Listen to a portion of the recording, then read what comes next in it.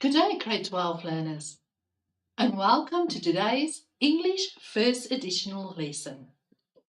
My name is Elizabeth Meyer, and this lesson is brought to you by the Gauteng Department of Education in collaboration with Saibono Discovery Centre.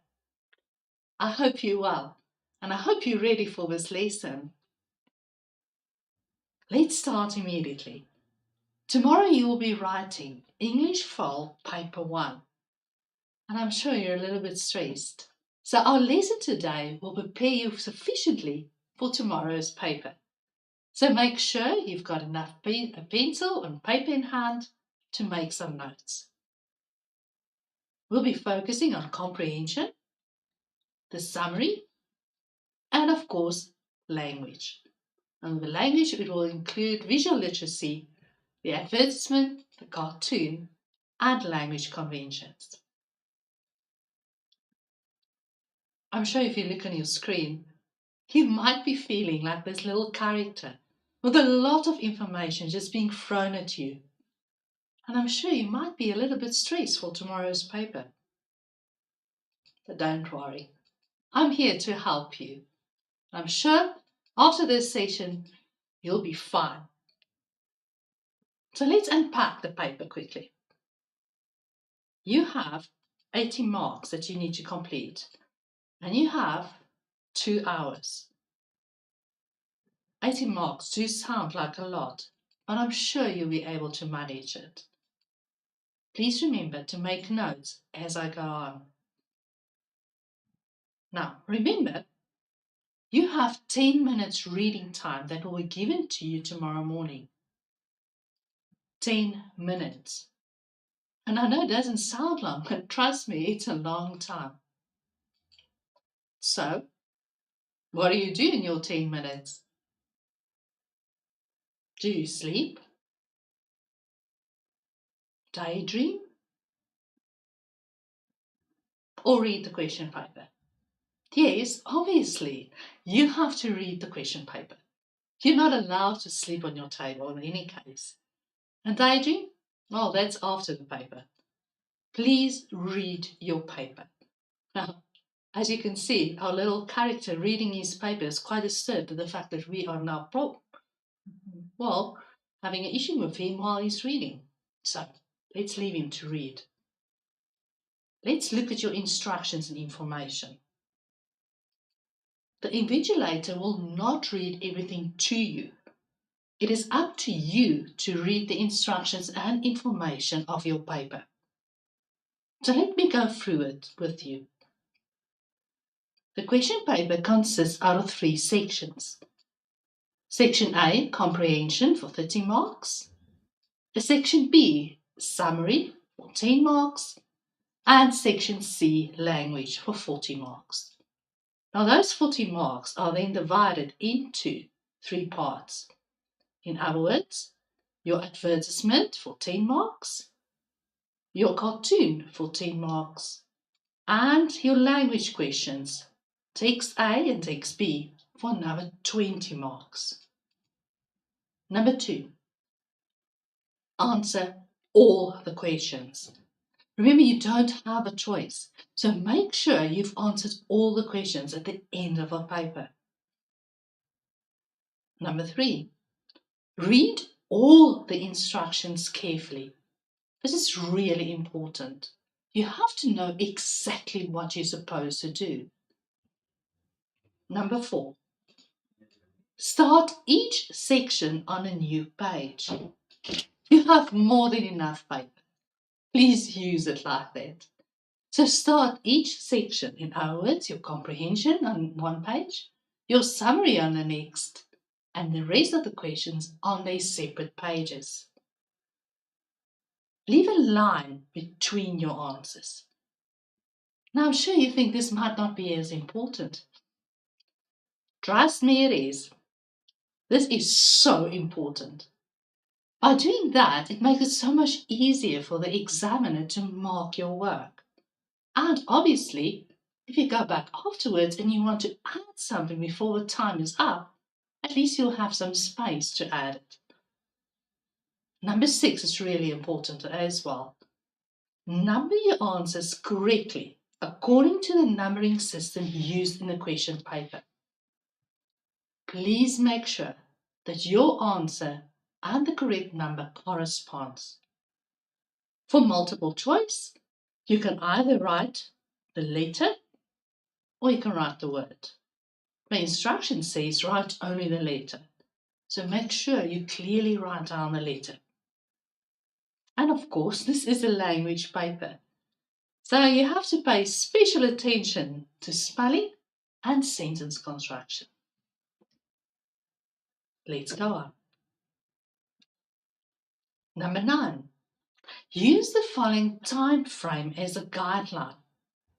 You'll have for your comprehension 50 minutes, for your summary 30 minutes, and for your section C, remember that's the advertisement, the cartoon and the language, another 40 minutes. This means you need to watch the clock. If you know that you are a slow reader, maybe it's not a good idea to start with the comprehension first. Maybe start with the summary first. You'll notice that it doesn't say anywhere which question you have to start with.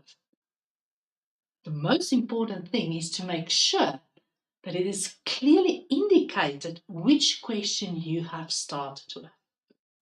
And in the end, that you have answered all the questions. Please write neatly and legibly.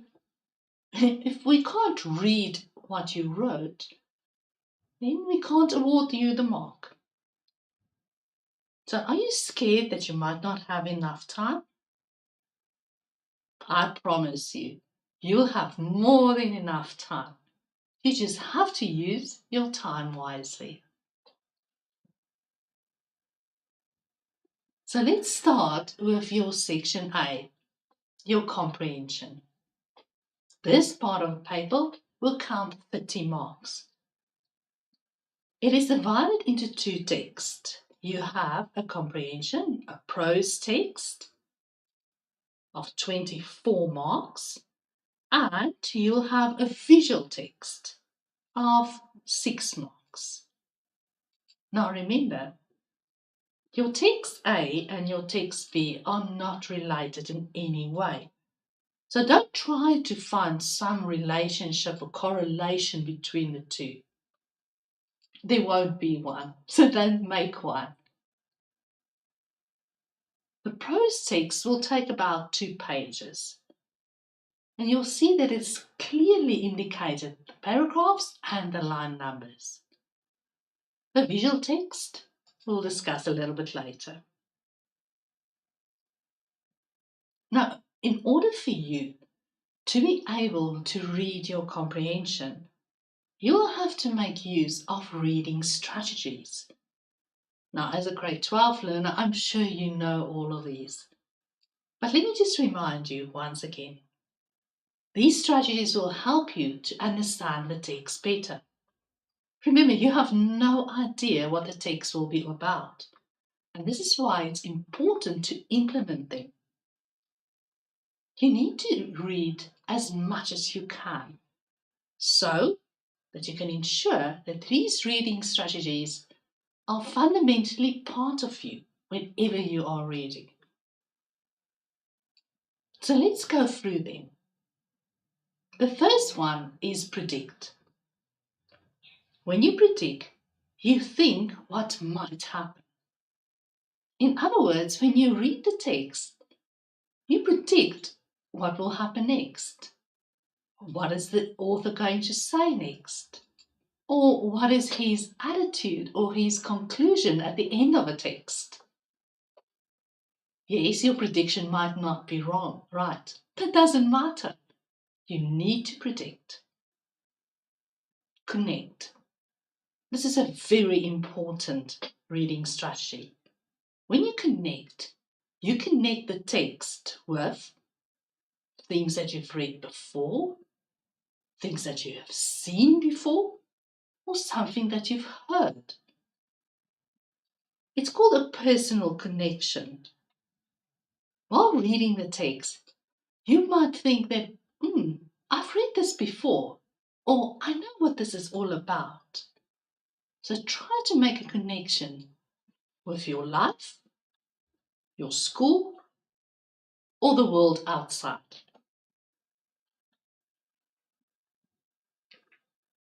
The next one is to visualize. I know as teenagers, you spend hundreds of hours in front of a screen, whether it's your computer screen or your cell phone screen or your iPad or whatever you're using. And I know that you love watching TikTok videos and things. The life in pictures is so much better than just words. So when you do get a text, try to put it into pictures. As you read, try to put whatever you're reading into a film or a storyboard so that you can get an idea. Much easier to remember things when you visualize them. Our next one is to question. As a critical reader, you need to make questions or arrange questions as far as you can. Pose questions and try to answer them yourself. So if you see something that you read, ask yourself, do I agree with this? What is he trying to say here? Why would he include this part? Question the text the whole time. You can even make notes as you go on. Obviously, there will be a whole range of questions at the end of the text, but it's important for us that you question every single word. Clarify. This is probably one of the more difficult reading strategies. And the more you read, the easier this will become. When you clarify, it means that you find the most important ideas out of a paragraph. You look for those words and phrases or sentences that are not clear, and you try to unravel them. Can you see how this all fits in with the summary part as well, where you have to be able to identify the main ideas of a text? I'll say this again. The more you read, the easier it will be to use these strategies. Now, hopefully this will come naturally when you read the text. So don't worry too much about it. Lastly, we have evaluate. Well, this is really important because this might be part of the questions that will be asked to you at the end of a text. When you evaluate, you make a judgment. In other words, do I agree with the author? Do I think the text is a good text? Will it help me in future? Is there a connection between the title and the article I read? You make a judgment call. So as you read, make sure that you make those judgments. So how to read your comprehension? I'm going to show you step by step how to do it. And you can use this tomorrow when you read. So, first thing, as we've said, in your 10 minutes reading time, I need you to read through the passage in those 10 minutes. If you've read it once, then go on, read the summary and the visual text so that you know exactly what the paper is all about. When we read, we obviously start at the top and at the title. Look at the title carefully. What does it mean? What is the text all about? Can I find a connection between the title and the text? What happens in the text? Remember, you have to know exactly what is the plan in the text. Is it chronological that's happening? Or are they just posing a number of questions and answers? So these are simple questions you can ask yourself. When does it take place? Is it something that's happening in modern times? Or Are they talking about something that happened in the past? Think critically about what you're reading. Do you agree with the writer? Can you see how our evaluation strategy comes into play here? Once again, read the final paragraphs carefully. Why was this text written? Are they trying to persuade you of something? Are they trying to inform you? Or is it just for entertainment? Make sure you know exactly what they're up to. So that was step number 1. We just read through the text to get a general idea what's going on. Now, if you feel after the first reading that you don't know exactly what's going on, well, then read it again. You have enough time. Let's go on to step number 2. I want you now to move to the question parts. Study your questions carefully. When you answer or you just look at the questions, you'll see there might be questions that you can answer easily. After reading the text once, the answers will come easily to you, some of them. So identify the questions where you think, I'll be able to answer these ones. I know these ones. Which questions are a bit more tricky? You think you have an idea, but you're not quite sure. And then, which questions want my opinion? So can you see we have almost 3 types of questions? Really straightforward ones, the ones that are really a bit more tricky, and which questions want your opinion? So try to look at them and decide which is what. Now, every question has a question word. I need you to underline that. You should have in your books a list of question words and their meanings. Please do me a favor. Before you write tomorrow, just go through that list so that you know exactly what is expected of you. So, underline the question word. This is really important because you have to know exactly what is expected of you. After you've underlined the question word, make sure you encircle the key word or ideas in that sentence and in that question. You don't know what to do, but you have to know with what you have to work. So that's where the keyword or ideas come in. Now remember, we've read the comprehension, we've looked at the questions. Step number 3, read the passage again. Yes, I know. It sounds like a waste of time. It's not. Trust me. Just read your passage one more time. But you're going to do something different. Take up your pen and your highlighter and make notes as you go. That question paper is yours. You can scratch it as much as you want to. And the more you scratch, the better it's going to be. So take up your pen. Indicate as you read where a possible answer is. Remember, you have a good idea what the questions are.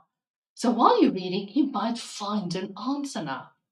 Indicate it for yourself to say, I found a question and an answer here. You might find words that are not familiar.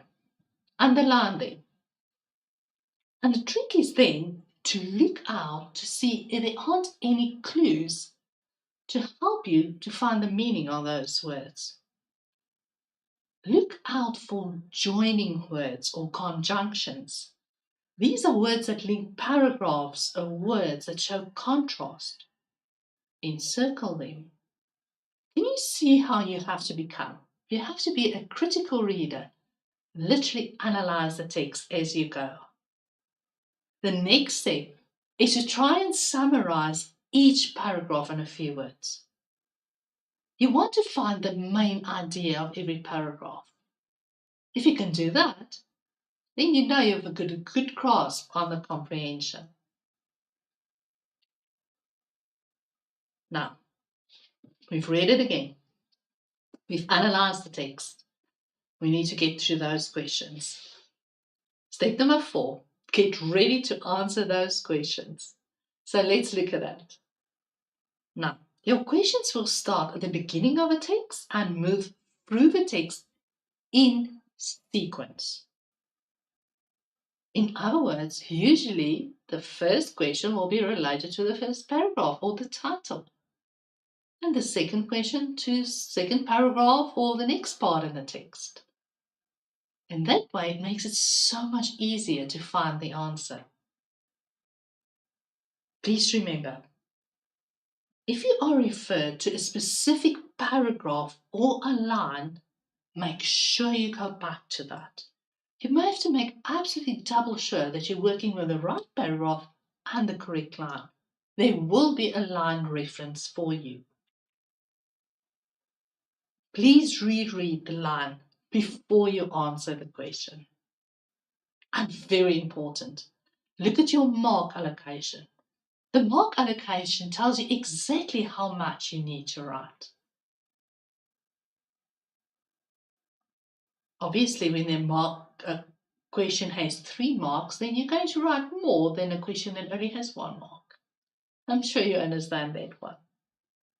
So let's look at specific questions that they might ask you.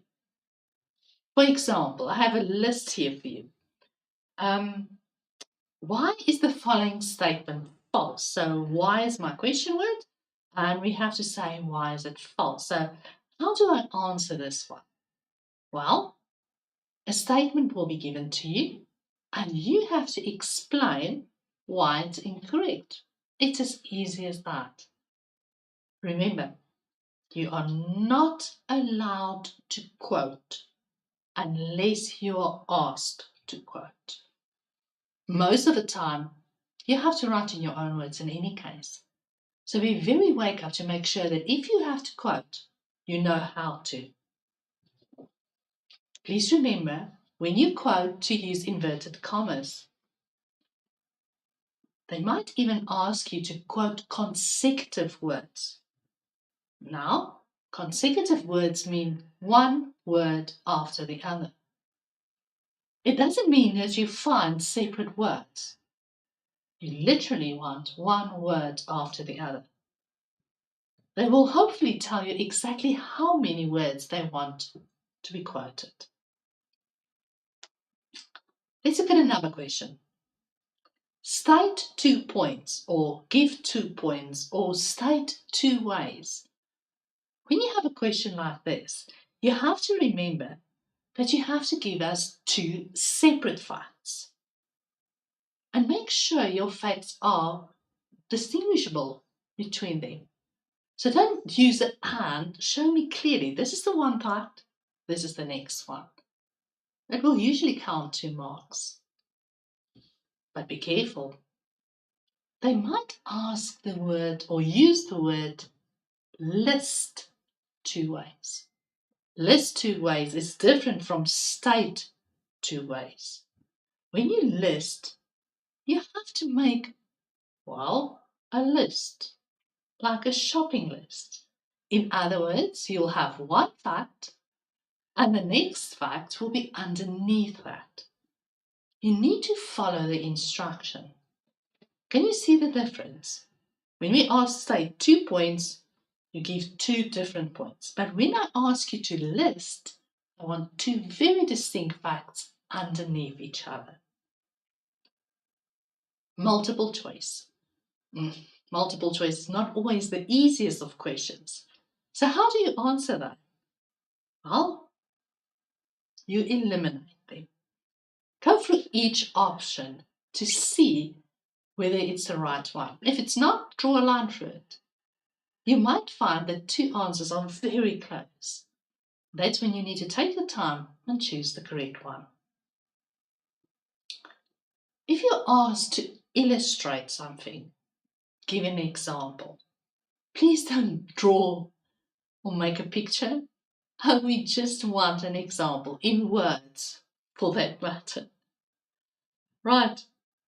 If you ask to compare two things, make sure that you can give the differences and or the similarities. Focus on the mark allocation to be able to see how much they want from you. If you need to describe, you have to tell me what it's like. Can you see how easy it is to answer these questions? And I'm sure you're going to be a star after this. Right. So these were the easy questions, am I right? Straightforward, the answers just there in the text. But sometimes there are more tricky questions, like the following. Explain in your own words, or using your own words, or explain why the writer, or suggest reasons for including. The answer isn't so straightforward, and you literally have to read between the lines. So how do you answer a question like this? Well, let's go through them. Go back to your text. Go back to the line or the paragraph reference that was given to you. Read carefully. Can you see how much reading is done actually here? Do not use the writer's words exactly as they are. You need to rewrite them. Be careful. Don't change the meaning of the sentence or the paragraph. You need to give me evidence as to why something is the way it is. So try to find evidence out of the text to support your answer. Remember, it's very important, as you've noticed, that it says own words, not quote, own words. Always remember with these ones, you need to use full sentences. In that way, you make sure that you have a comprehensive answer that we're looking for. If you follow these steps, it will be easy to answer any question that's given to you. So let's look at the next set. Oh, I'm sure you've seen questions like these before. Discuss whether the paragraph is an appropriate conclusion. Or discuss the suitability of a title. Now, if you have a question like this is what I suggest you do. Always refer to the title. Tell me what the title is all about. In other words, unpack the title. And then go to the content of the article and tell me what is the connection between the title and the content of the article. That's what we're looking for. Or you can have a question like, do you agree with the writer's opinion? Now, can you see these are opinionated questions? Now, do we really want your opinion? Not always. We want to see whether you can make a stand, whether you have a voice to say, yes, I do agree, or no, I don't agree. And do you have evidence to back it up? Here's another one. Do you think the visual conveys an important message? Well, these are really difficult questions, isn't it? They might say after that, substantiate. Now, if they use the word substantiate, it means you have to give reasons. That's what it basically means. A fancy word for give us reasons why you're saying it. Once again, look at that mark allocation. So how am I supposed to answer these questions? Now, I'm sure you've heard about the Peel method. Let's run through it once again. So you're going to start with your point. In other words, which side are you on? Are you yes or a no? And then you're going to explain to me why you chose the side you chose. In other words, why did you choose to say yes or why did you choose to say no? But then I want evidence. I need an example from the text. Please listen carefully. An example from the text, not your personal opinion about how you feel about it, an example from the text. And the last one, make sure your reader is convinced.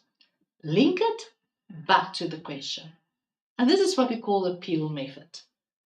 P for point, E for explain, E for example, and L for link.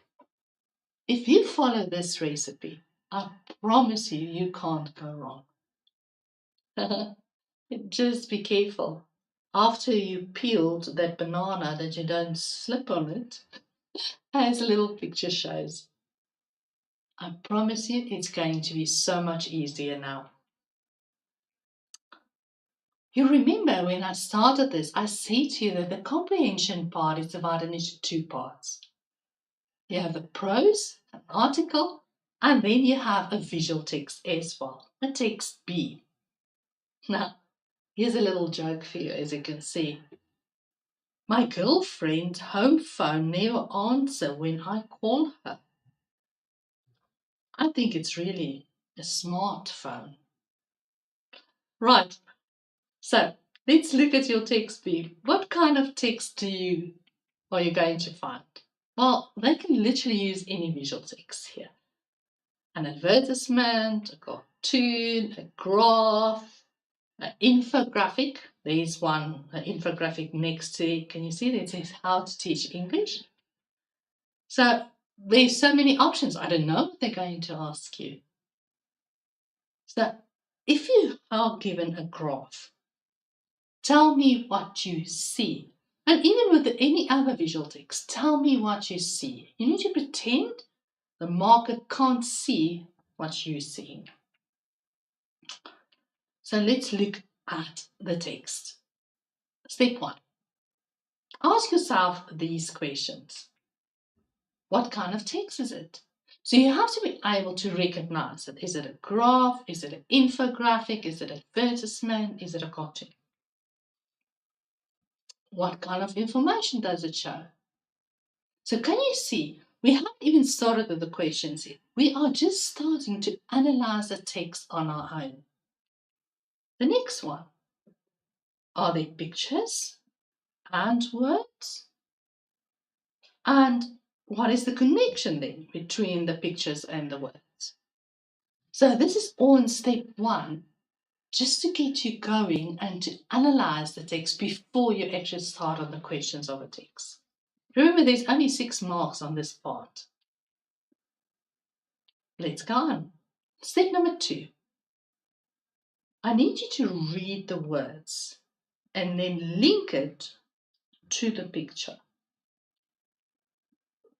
Read the words in the heading and anywhere where there are words. You might even find a short text with a word picture. Make sure you read it. Look at the picture again. How do the words support what you see? In other words, how do the two fit together? The words are obviously there for a reason, and the pictures are there for a reason as well. So, how are they connected? And then the last thing, now you can read the questions and answer them. It's really just straightforward. So before just jumping into the questions, make sure you analyze the text and then you can start. So let's finish our comprehension with a few tips for you. It's 30 marks, which means it's a big part of the paper that you need to do. I love these. And if you can remember this, you've got it going for you. You need to read your text 3 times. But not only your text, your question as well. Read 3 times. Think twice. Write once. Read 3 times. Think twice. Write once. I promise you, you'll be able to do it. Right. Let's move over to your question 2, your summary. And to be quite honest, this is probably the easiest part of your paper. And it's easy to keep those 10 marks. And you can be like my little character jumping up for joy. Maybe it's a good idea to start with this question. Well, it's all up to you. So let's look on how to get those 10 marks. Now, remember, when we summarize, we take a large piece of text and we reduce it to its main ideas. And that's exactly what you are instructed to do. Your question has specific instructions, and you have to read them very carefully. Your summary must be written in point form. Point form means 1 point, 2 point, 3 point, etc. It doesn't mean bullets or hearts or whatever. It's point form. Very important. You need to list 7 points. So we'll be looking for 7 facts in full sentences. If your sentence is not a full sentence, the fact will be disregarded. So how do I know it's a full sentence? Well, obviously when there's a verb, then you know there's a full sentence. You are limited to use only 70 words. I want to warn you, we count every single word. So it's no use lying. Stick to 70. You can write less than 70, but you can't write more. You have to number your sentences 1 to 7. That's easy. Write 1 point per sentence. In other words, 1 fact, 1 sentence. If you do include 2 facts, only the first fact will be marked, and the second fact will unfortunately be ignored. So don't waste your time by adding too much information. This is a difficult one. Use your own words as far as possible. I know it's tricky. And in the end, indicate the total number of words you have used in brackets. Count your words. We're going to. So how do I do it? Please, first of all, identify exactly what you are supposed to summarize. We will not only just give you a text and say summarize. We'll give you a very clear instruction as to what you need to summarize. I want you to write it in big, bold letters on the top of your planning so that you can look at it the whole time. If you have to look for the 7 reasons why reading is good for you, then that's what you need to write there. Make sure you know exactly what you need to summarize. Now, read the topic before you read every single sentence to remain focused. You have to have this in your mind the whole time to know exactly what I'm looking for. This is so important. Please do a draft. But remember, when you're done with your draft, draw a line through it. Unfortunately, if you don't show me it's a rough, we need to mark it in the end of the year. So how do you summarize? Well, we've got a few steps for you. Let's start. First one, delete. This is the easy one. So, you're going to read the instructions. You know what you need to summarize. And what you now do is you read every sentence and you delete the ones that's not applicable to your question. In other words, those ones are not relevant to what is said or what is asked of you to summarize. So delete the sentences you're not going to use. And you can do it on your question paper. Just draw a line for those sentences. Decide which ones you are going to keep. Now, this is where you decide on the phrases that's actually answering the question. And that's why you need to have that topic very clearly there. Substitute. Now, substitute is when we replace a word or a phrase with another word where possible, usually using a synonym. In other words, so then we're not quoting directly. So see where you can replace words without changing the meaning. Our next step is to list. List means you list the sentences. In other words, you write them down one underneath the other, like a shopping list. And then lastly, you write the summary in your own words. And obviously you count your words. Can you see how easy it is? Delete, keep, substitute, list, and write the final. I'm sure you're going to get those 10 marks. To go back to make sure that you've done everything you're supposed to, use the instruction as a checklist. In other words, did I write my summary in a point form? Tick. Did I list 7 facts, full sentences in 70 words? Tick. Did I number my sentences 1 to 7? Tick. Did I write 1 fact per sentence? Tick. Did I use my own words as far as possible? Yes, I did. Tick. And did I indicate the total number of words? I did. Tick. Right.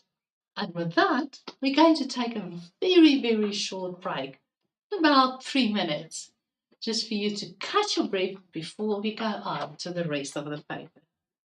We'll see you shortly.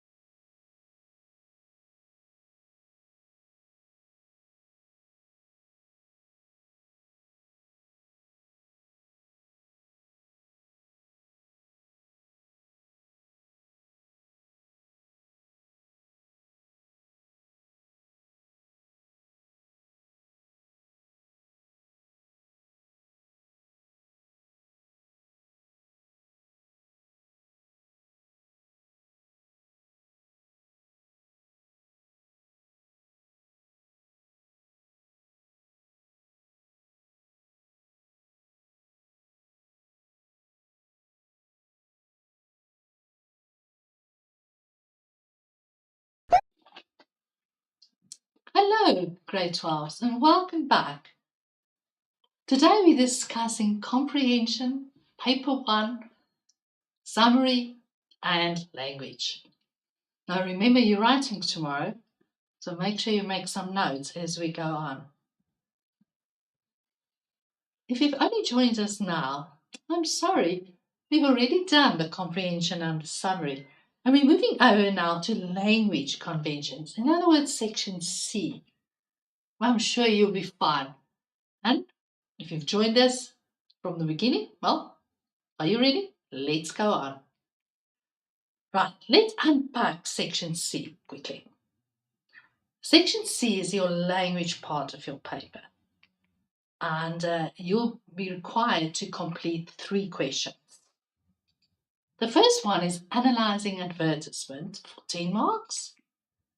You'll have a question 4, it's based on a cartoon for 10 marks. And your question 5, which will be your language and editing skills for 20 marks. So let's start with question 3, analyzing an advertisement. I've got some advertisements there for you. Now the problem is you have no idea which one we're going to ask. And I'm sure I haven't even seen those advertisements. So how do you prepare for something but you have no idea what we're going to show you? Don't despair. It's easy. I'm going to show you the basic skills that we always ask, so that tomorrow will be quite easy. Now, do you know every advertisement is based on the IDA principles? As they want your attention, they create interest, desire, and action. And if you keep that in mind, you'll be able to analyze any advertisement that's thrown to you. So how do they do it? Now, these are extremely important. Let's start with the attention one. The first thing you find that grabs your attention is usually the picture, or it might be the writing. So they're going to use bold print, big font, catchy slogans, unusual layout, maybe a celebrity or two, just to grab your attention. Remember, they want your attention. Between thousands of advertisements, they want you to buy their product. Interest. So they've got your attention. What are they going to do next? Well, they're going to make some promises. I'll give you some short facts. Tell that you can't live without it. Oh, this is such a good deal. They're going to tempt you to buy this. Now, if you wake up, they usually catch us out on this one. The next one is desire. This is where they persuade us that they do need this product. And now the choice of words are going to be really important.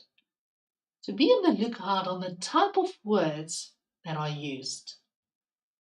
And lastly, they want to make it easy for you to get that product or to do that service. So they will tell you swipe up or call this number or click on this website link.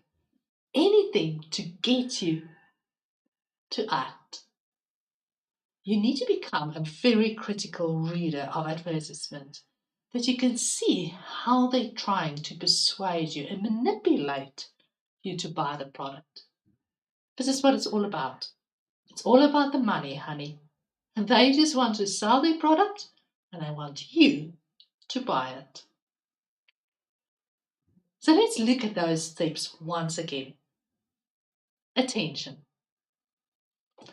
Let's see how they attract your attention. Ask yourself, what attracted my attention to this advertisement? In other words, what was the first thing I saw and made me to stop?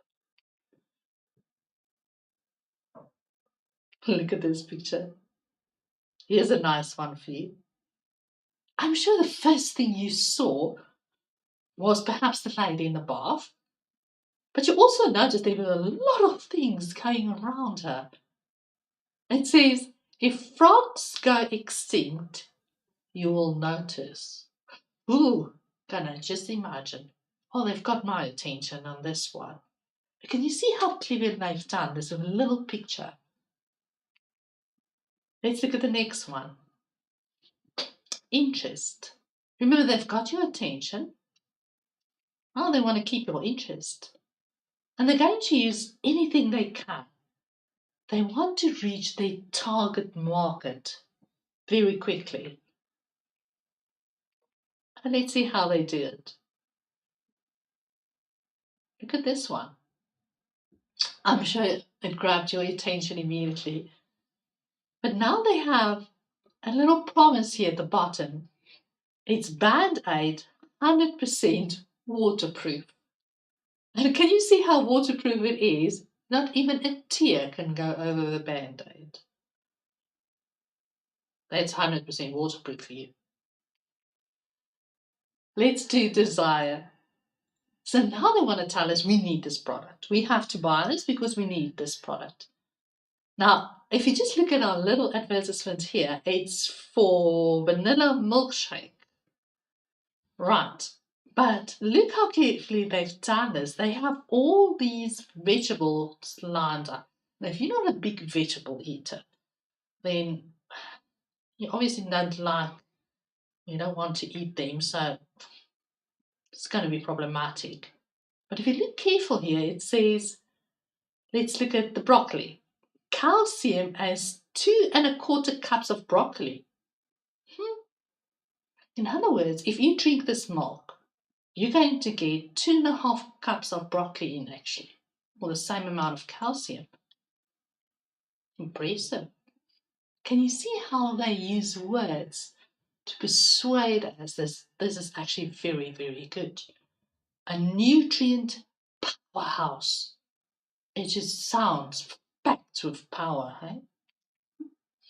Right, action. So action is, as we discussed, is they want you to go out and actually buy it. Now, look how easy they've made this one. It's fast and easy to book online. They want to make it easy for us.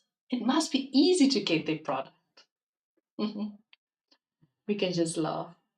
Now, there's a list of terminology you need to know when you're studying your advertisement. And these are the words that we will be using in the question paper as well. I'm sure you know them. But just to remind you once again, a headline. A headline is the main part of your advertisement. Will probably be on top. That's why it's called a headline, isn't it? So share a Coke with a friend is a headline. And then the small text underneath or at the end of the advertisement is what we call the copy text. So make sure you understand these two, because we'll be referring specifically to a headline or a copy text. So headline, think head on top, and copy, well, let's copy, that's down there. Usually there will be a website or contact details or something that you can get in contact with this people, this company posting this advertisement. So be on the lookout for that. And then sometimes you'll have an image, like we have in this case. And with that is the product. You have to be able to identify the product, and you have to be very specific when you identify it. You also have to know the slogan. Do you know what a slogan is? That little lines that just jumps in your head every time you hear a certain brand. Like McDonald's, I'm loving it. Right, so that's a slogan, that catchy phrase. And of course, you have to know the company. Now, this advertisement didn't have a logo, but you should be able to identify the logo as well. Font is the type of wording they use, the type of words, meaning how big it is, how small it is. Are they using bold, italics? What kind of lettering are they used? So that's a font. Make sure you know that one. And obviously, this is our favorite question of all time. Who will be the target audience? Right, in other words, who's going to buy this? So these are words that you have to know as they will be used constantly in your advertisement. Right, so how can I help you? Well, we can look at typical questions that are often asked in question papers. They always jump up.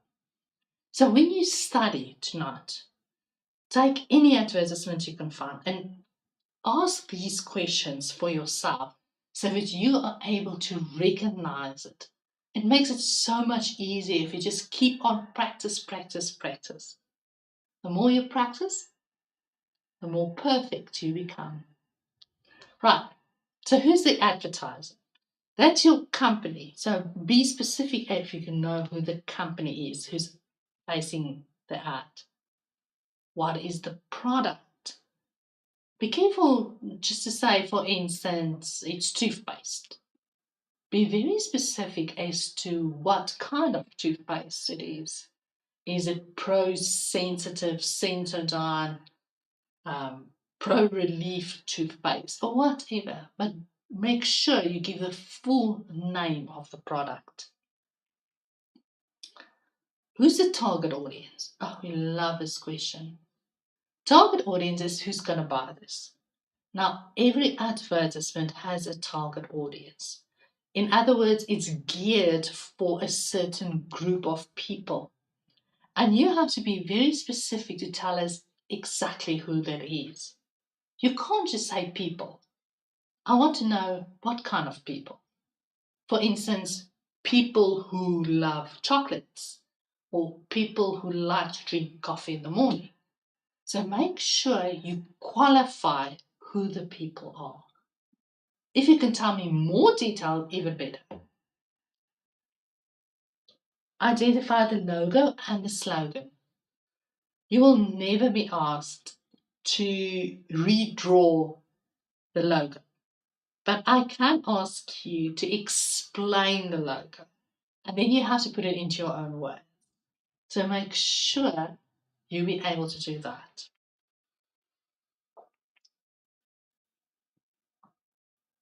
Right. What visuals are used? In other words, think critically, why did they decide to use these visuals instead of others? Why did they put them where they did? What effect is created by doing this? What language is used? Remember, language is used to persuade you. So you have to be aware of exactly how language is used. Oh, it's so important to remember that nothing is accidental in your advertisement. In other words, everything is there for a reason. You need to figure out what the reason is. Right, let's look at more questions. Remember we said there's a link between the words and the visuals. Make sure you find that connection. Tell me exactly, this is the picture, these are the words, this is the link. Are there contact details? Why do we ask this is, why would there be contact details? Obviously to contact them, get more information, lodge a query, maybe even to complain. That's important. Are there social media logos included? So be on the lookout for them. How can the reader get more information about the advertisement? State 2 points. This is a kind of question we'd love to ask you. So, is there a contact number? Is there a website address? Is there a handle that you can go to? Make sure you tell me everything. Right, let's look at the next one. Oh, right. I'm going to take a few minutes on this one. as it is such an important question. One of the questions that you will be asked is close to something, is the advertisement effective? Now, as with the comprehension questions, this is what we call a more difficult question. They want your opinion. And I'm sure you can remember how we answered those questions. So let's look at this one. So here's your question. The message of the advertisement is effective. I'm saying it is. Discuss your answer. So let's give you the advertisement. So it says first, study advertisement. Obviously, you have to. And then you have to tell me whether you agree with the statement or whether you disagree with the statement. Do you think it's effective or do you think it's not effective? But then you have to give me evidence and you have to explain what you mean. So I need you to go back to the picture and tell me the kind of pictures they use and how they use it. Then you go to the words and you focus on how the words that were used, and then you link the two together for the message of the advertisement. So don't only focus on the visual or only on the words. You need to focus on both sides. Okay, here's one of my favorite advertisements of all times. I'm going to give you a sec just to look at it. It says raid. Destroys all flying or crawling insects. That's it. Now look at the advertisement very carefully. Do you see what I see? It looks like Spider-Man. It's armed, it's lying there. Sure. Can you imagine how strong these things are? So now my question is to you, is it effective? So let's try both sides and I'll show you how it works. So we can say, yes, it is effective. This is a very good advertisement. So, picture.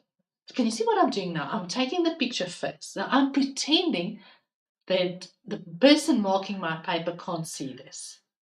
An arm is visible lying on the tiles. The idea is that the person is dead. In this case, it is Spider-Man who has been killed. That's what we assume, isn't it? And now we're going to the words. The product destroys. And now look at the word choice here. It doesn't kill, it destroys crawling and flying insects.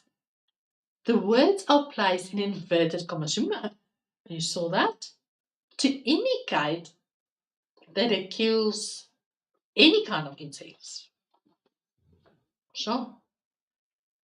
The message is that even superhero insects are destroyed. Wow. Can you see how I've unpacked it? Picture, the words, the message. And from this, I will get my marks. But the opposite is also possible. We could say, no. This is not a good advertisement at all. Why not? Let's see. There's an arm. If you're not a comic book reader, you will not know that this is Spider-Man's arm. So you can't just have your readers know this if they don't know it. And the words in inverted commas is not clear. We can even say the choice of word, the word destroys, is extremely violent. This is not good. Sure, we just want to kill the hoho, not destroy the whole thing. And then our message is that it's way too violent. And no, it's not a good advertisement. Can you see that you can do both sides? But you just have to make sure you give me enough evidence. So, what tips do I want to give you in this case? Please, please, please think about all the techniques your teacher discussed with you and apply them in your answer. read the instructions. Make sure you know what is expected of you. And as we said, you have to know the following key concepts. Headline, punctuation mark, we have to look for those ones. Slogan, logo, target audience. Right, my last tips for your advertisement. I know it's only 10 marks, but it's 10 marks that can really help you to pass. Read your advertisement very carefully.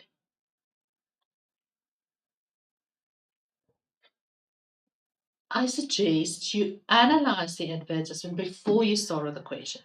So read your advertisement and then literally go through it and say, I see this picture was used and I see these words are used. So you analyze it in your head. You say, can't catch me out. I can see what you're doing, trying to do here. So become a critical reader so that you can see how they manipulate us. And then tell us everything you see.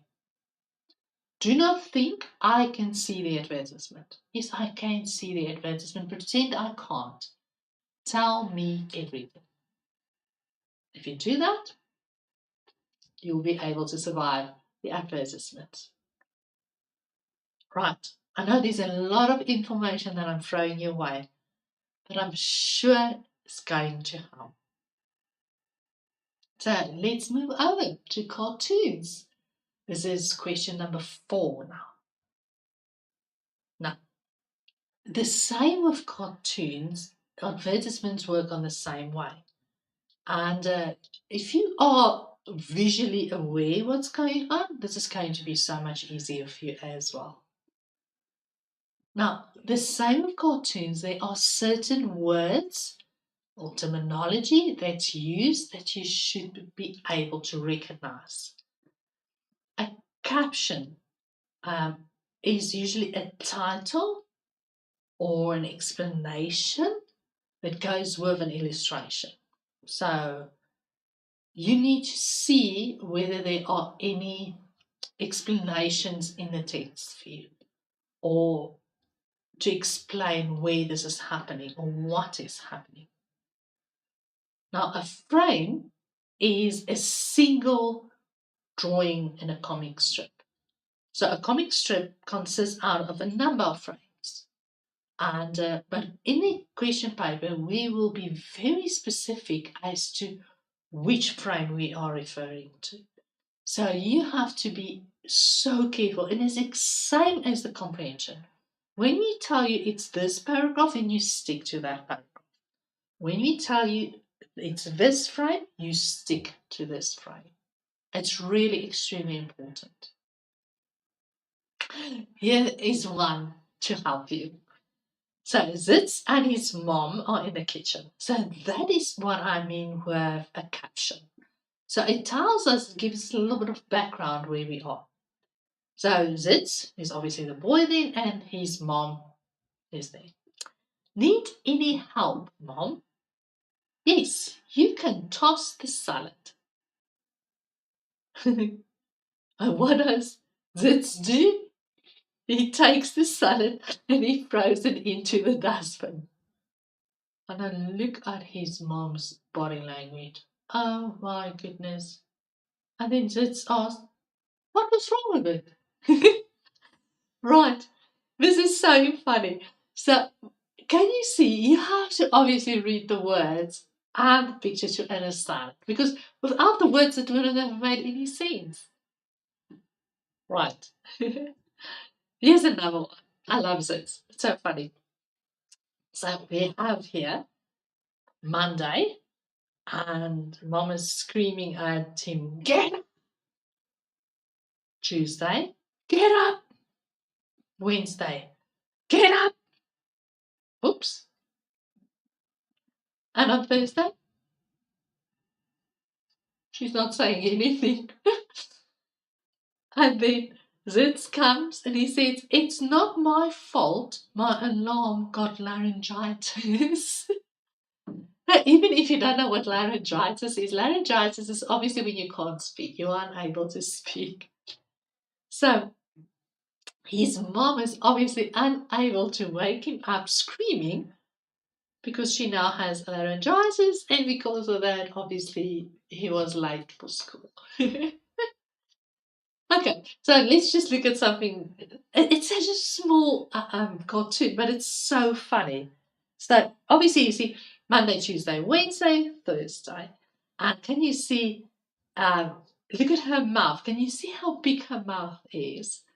And obviously, the words "get up" and it's a big and it's red and it's bold and it has a exclamation mark as well.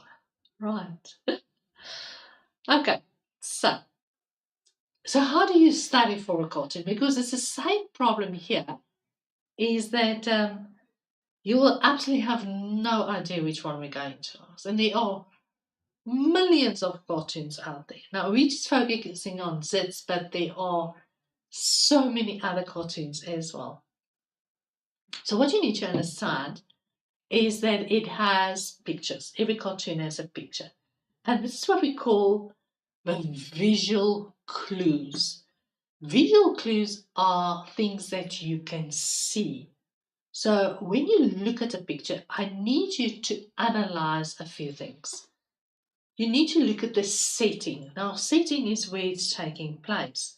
Now, in this case, we know it's probably in Zit's bedroom. His name is actually Jeremy. Because there's a pillow. It looks like a comforter or duvet that he is, and it looks like he's sleeping. So that's the setting.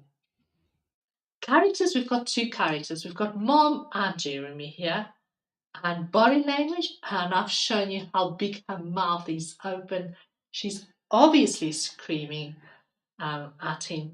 And he's sleeping. Can you see his eyes are closed? So he's not even waking. And in this case, we don't have an actual movement that's taking place. But you need to take those frames and literally go through them and say, okay, these are the things I see visually what I pick up. Because the next thing we need to look at is the words. Now, can you see how close this works with the advertisement as well? Now, these is what we call verbal clues. Verbal means words.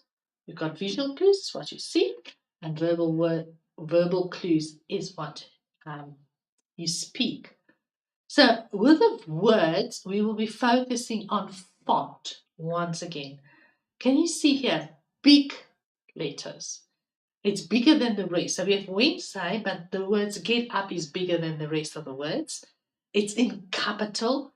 There's an exclamation mark, and obviously it means get up is he has to wake up and get up and get going. Okay, so your words work together with your picture. So setting, where and when does it scene take place? Remember, setting is always where and when, time and place. Now, facial expression is, you can't just say the facial expression shows that she's screaming. I want you to go deep inside. I want you to go and say the eyes are big, the mouth is wide open. So focus for me on the eyes, the eyebrows, and the mouth. That makes up your facial expression. Your body language refers to your hands and your body posture and the kind of gestures that are made. So when we talk about body language, you can't just say in the exam for me, the body language shows that she's angry. How do you know she's angry? Because her hands are in a fist, because her hands are at her side. She's leaning forward. So again, tell me everything. Pretend I cannot see what you are seeing. Language would be either formal language or informal language. And verbal clues, we said, were your words that shows meaning. And we said your visual clues are your pictures. We're going to use these terminology. So don't get confused. You need to know exactly. So if we ask, give a verbal clue, you have to make sure you give us a clue with regard to the words. And if it's a visual clue, you have to give us a word with regard to the picture. Okay. Be very specific for me. Now, punctuation is one way where the cartoonist uses to create meaning. So, depending on which kinds of punctuation you use. So, obviously, when there's an exclamation mark, it's usually surprise or screaming. If there's a question mark, there's obviously a question. Usually it shows unsure. So what happens if you have a question mark and an exclamation mark? What is that? So what happens then is usually the character would ask a question, but if, instead of just asking the question, he's screaming the question. And that's why we have a question mark and an exclamation mark then. Okay, so be out on the lookout for that. If you have those little ellipses, usually it's there for the character to take a moment to think. Okay, so the next thing we need to look at, because your characters are not static, they're moving around, and the best way for a cartoonist to show they're moving is to use movement lines. So these movement lines can either be vertical, diagonal, curved, any way to show this movement. Usually with speed, we see streaky lines. I think I've got an example. Yes, here's one. So that shows you the speed they're running. All right. So be on the lookout. You literally have to go into detail to tell me exactly what's going on. So let's go back to this one. I want to emphasize it again. You've got your visual clues, that's what you can see, that's the picture. Now we're going to focus there on setting, your characters, your body language, and your movement. Your verbal, look at the font, look at the capital letters, look at the punctuation and the words. Why? Because these all work together and that forms the message or the humor of a cartoon. Remember, cartoons are there for entertainment. Yes, they're also there to show human flaws, and it has humor in it. And one of the questions that obviously been asked for you will be to indicate humor.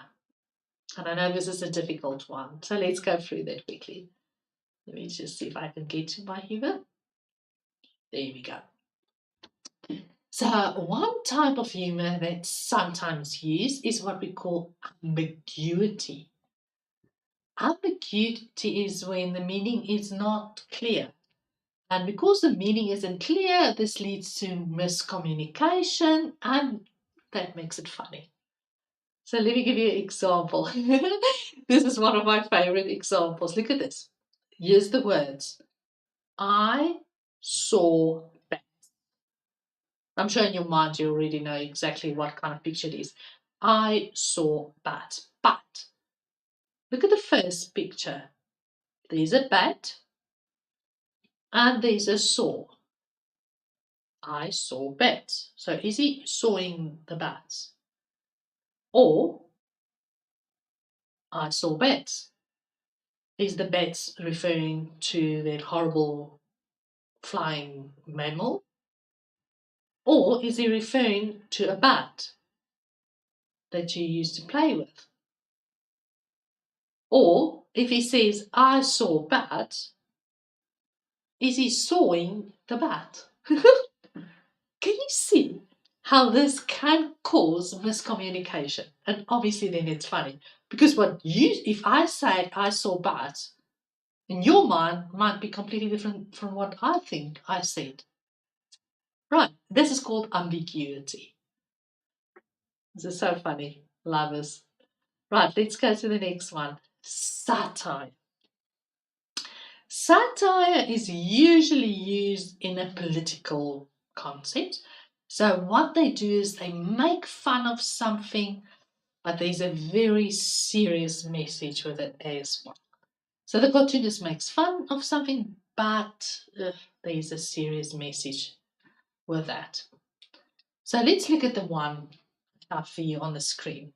It says the day after. And we have a lot of posters and it says celebrate Earth Day, save the planet, nature first. But if you look there, can you see how much rubbish is there? So these people, were they really serious when they were trying to save or celebrate Earth Day, but they caused so much rubbish in the end?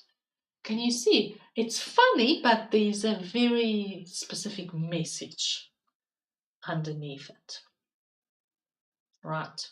Serious message. One of the favorite things that cartoonists use is what we call irony. And that's probably the first one for you to look out for. So irony is where we expect something, but something else happens. Look at the little picture there. I'm absolutely safe here. That's what he's thinking while swimming. He's obviously not safe. There's a shark or something. Look at this one. The fire truck is burning. That's irony. Obviously, the fire truck is there to stop a fire, but now it's burning itself. So how do you stop a fire if a fire truck is burning? So we expect one thing, but then something else happens. So as I say, this is the one that's most of the time it's used in cartoons. So how do you answer it? Okay, it's really easy. The word that I'm looking for is but. So you have to tell me what happened before or what did you expect to happen, but the following happened. Right. What did I expect to happen, but the following happened. Okay. So that's how you answer irony. It's really easy. And if you get it right, then it's so much easier. Here's a quick joke for you. This is irony joke. This is an irony joke. Look at this. I was just trying to explain to him that violence doesn't solve anything. Sure, that's irony. You wanted to show him that violence doesn't solve anything, but he killed him. Now he's being arrested. Oh, this is a dark one. Right, what are my tips for you for cartoons? You've got 10 marks. Study the cartoon. Really important. Focus on the words and the pictures. Remember, it's both sides. Really important. And pretend the marker cannot see the cartoon. That's the most important thing. Tell me everything. Right. We are now on question 5 already. So, language and editing, 20 marks. You're going to have 2 ticks again. You'll have a writing part, a prose part, and you'll have a visual text. So the one is 14 marks and the other one is 6 marks. Now, how do you study for this? Okay, so because we can literally ask anything. So let's start with words. You have to know your part of speech. Parts of speech, not figures of speech, parts of speech. And you have to know their function very well. So make sure you know everything on the tip of your toes. You know exactly what it is. Then we move over to sentences. So I'm going to give you now a whole list of things that you need to run through to make sure you've covered everything. Types of sentences. Let's see, what else do we have for you here? Concord. So concord works between your subject and your verb. In other words, the cats eat. The cat eats. That's what we call concord. Active and passive voice. There's definitely going to be one. So remember, you have to be able to write from active to the passive voice and from the passive voice back to the active voice as well. And remember, all these things I'm teaching you now is not only for the June exam. It's for your prelim exam and for your final exam. So if you don't get it right now, don't worry, we'll fix it. Direct and reported speech. Oh, this is an important one. Remember to let go of your inverted commas and punctuation when you do reported speech. Punctuation, very important. We might be asking you to change a sentence into a question. Remember your question mark. We can ask you to add a tag. Look at that spelling. We can ask you to change the tense of a sentence. And most of the time we'll be very specific as to say which tense it will be. We might ask you to change a sentence into the negative. We might ask you to combine sentences. There's a whole list. Right, vocab. You need to know root word, prefix and suffixes, synonyms and antonyms, the differences, homonyms and homophones. You know, the best way I remember homophone is a phone, like this guy, a phone. And it sounds the same, but obviously the spelling will be different and the meaning will be different. So just keep that in mind. Words that are often confused, and then critical language awareness. Oh, last tips. You need to use past papers, as many as you can find. That makes it the easiest to study because then we get used to the type of questions that's asked. Use your time wisely. You have more than enough time. So if you are done, go back. Use those 2 hours. Read the question carefully. What do you need to do?